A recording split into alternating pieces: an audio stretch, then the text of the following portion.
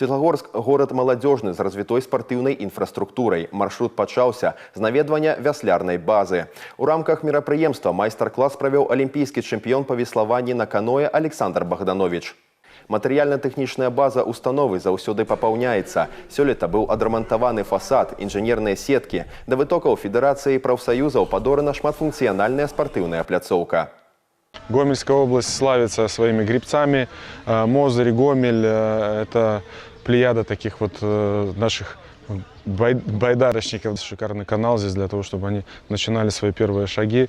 Поэтому приехал, чтобы посмотреть, показать мастер-классы, сказать определенные слова подрастающему поколению. С чемпионами можно родиться здоровым человеком, но нужны, конечно же, силы, чтобы преодолеть те трудности, которые у вас будут по жизни. И вот эти вот слова им нужно, конечно, сказать на собственном примере, потому что я прошел всю эту школу от начала до конца. Увечары гостей і жыхароў горада чакае яркае адкрыццё фестывалю і спектакль «Родныя ў модным».